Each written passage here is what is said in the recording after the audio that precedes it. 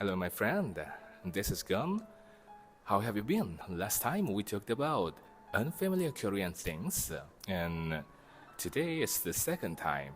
Okay, before to start, say hello to my new friend Doll. She's Kurumi, and she is here for the microphone. Yeah?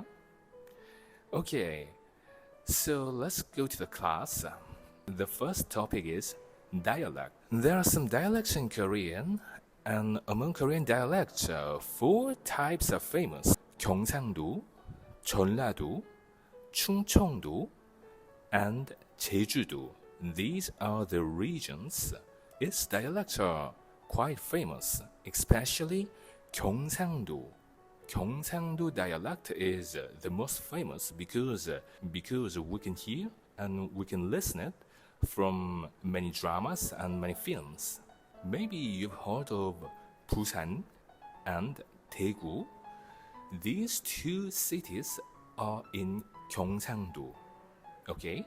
Their accent is very strong and the intonation has some melody like Chinese.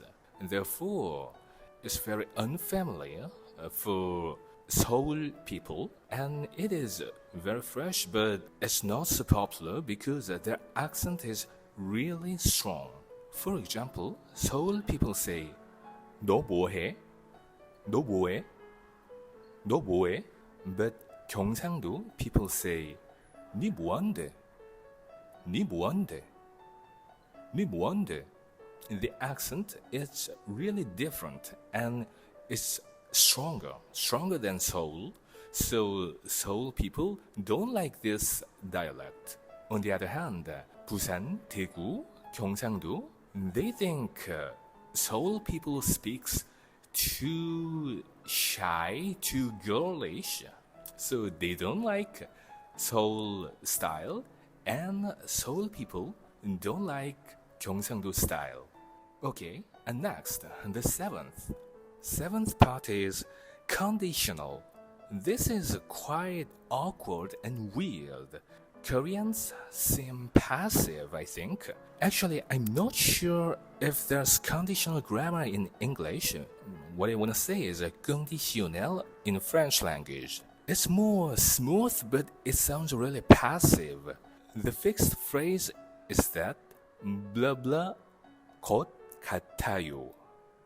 곧 같아요. It means I think. I think. For example, you are in a park, and on the other side, there are some students, and they feel the air, feel the nature. So you ask them, how do you feel in this park? Then usually, English people would say, I feel good, or I feel bad, like this.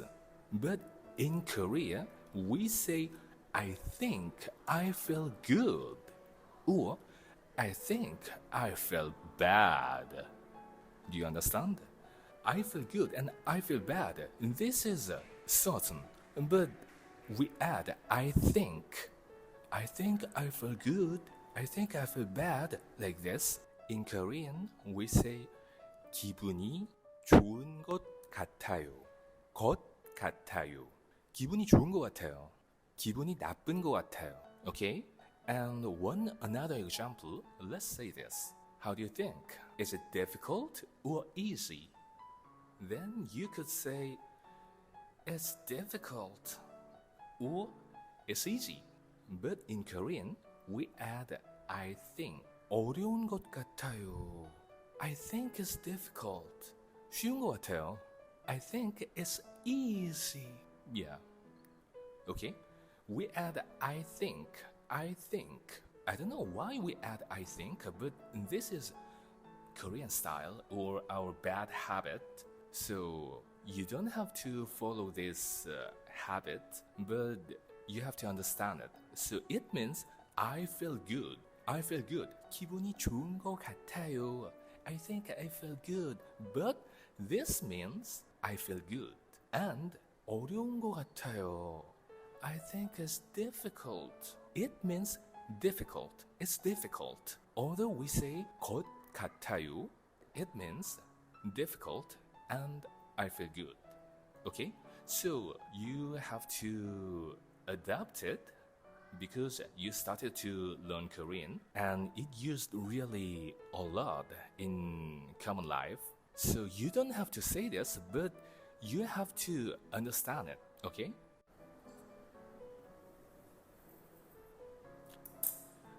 Okay, next. 8. Spacing words. When you write Korean, you'll get a huge problem to space.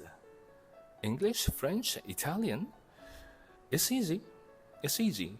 You can add space word by word, verb, adverb, adjective, article, etc. But Korean spacing has no rule. Really? No rule. Get it?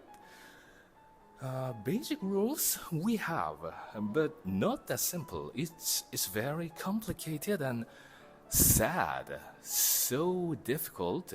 Even the native Koreans and even native Korean professors don't know it.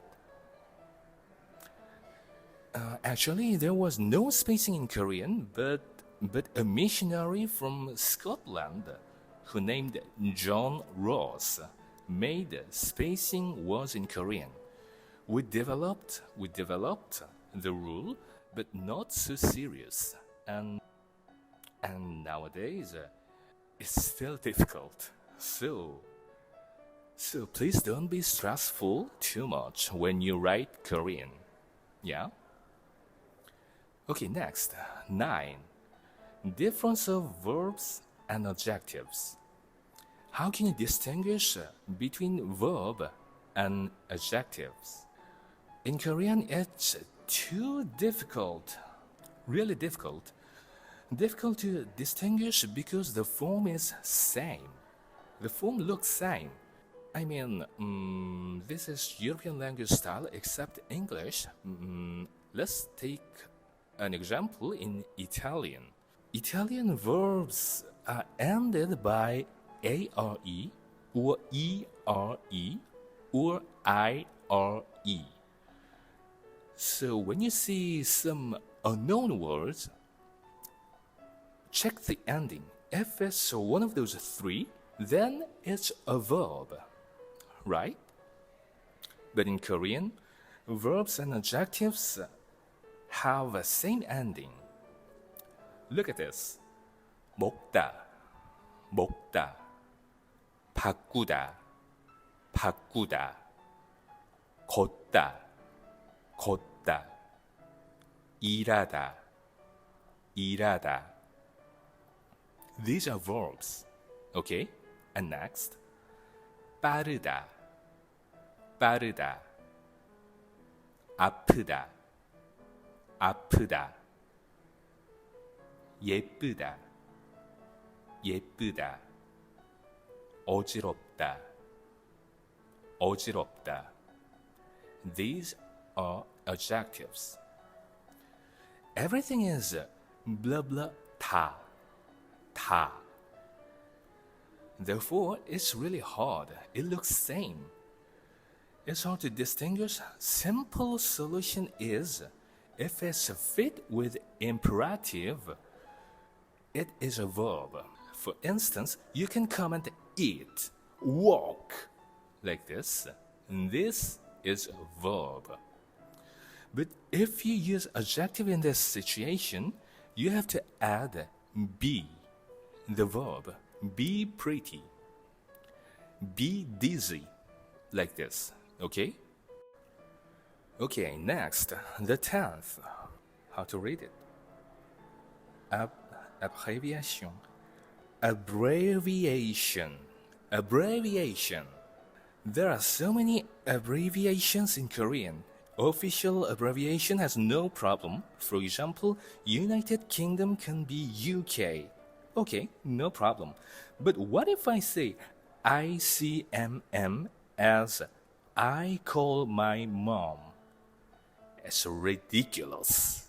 Sadly, on internet or among adolescents, these bloody ridiculous abbreviations are used a lot. I have an experience of this. I was a cashier and a junior high school girl said, 뽀카충 3,000원이요. 뽀카충. This is the ridiculous abbreviation. 뽀 means bus. 카 means card. 충 means charge. 3,000원 means 3,000 won. So, she wanted to charge her transportation card with her 3,000 won. Her agents used that ridiculous abbreviation, but except their generation, we can't get it. Unfortunately, these useless abbreviations are too odd. If you see or read something weird words, check it on Korean dictionary. If it doesn't there, it's the bloody damn abbreviation. Okay? Okay, next, the last part is you. Y-O-U. I'll make a video with this topic because this is very, very, very important and difficult. Let's see, Korean language doesn't have you. Eh? Hey, you. Yes?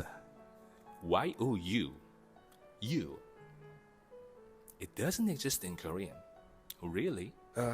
Check your book or ask your teacher. Then the book or the teacher will answer. Korean you is 너 or 당신. 너, 당신. Yeah, it could be. It's not wrong, but not perfect. Both are impolite. This is the problem. 너 and 당신. These are impolite. That's why I make this video. You can use 너 only to your friends or to younger people, especially close younger people, or to your younger sister, younger brother, or to your dog, or to your cat. How about 당신? It's quite difficult, but it's a nickname between married couple, like honey, darling, like this. It's not used between couple, only married couple. Okay, be attention. And it has another signification. It's something like you bloody. Yeah, like this meaning. So let's take an example. You're driving your car, and someone's car crashed you, or you crashed someone's car. Oh, what an incident. So you and the man or the woman, let's say the man, you and the man will go out of the car and you will fight or you will argue. Anyway, it's not a good mood. In this situation, you can call him 당신 and he can call you 당신. Okay? For example, 당신 지금 뭐 하는 거야? It means, what are you doing?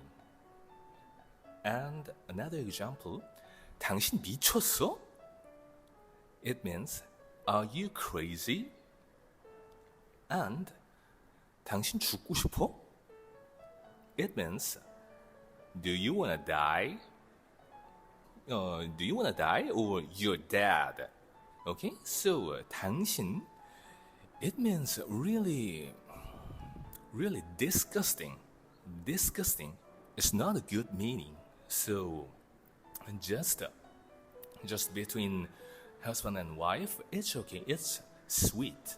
But among strangers, between strangers, it's really impolite and disgusting. So don't trust your book, don't trust your teacher. Okay? Then how to call you, like in English? Usually we call his name, her name, or his position, her position. It's really hard. When you come to Korea and you have to call someone to ask, for example, you're lost. So you have to ask someone in this situation, just say, 저기요. It's good. It's good to start a conversation with a stranger. Okay? Don't use 당신. disgusting. Yeah, so I talked about the 11 unfamiliar things in Korean language. How was it? It's quite fresh and surprised maybe. So how was it? I hope you like it, and let's see in another class. Thank you. Have a nice day.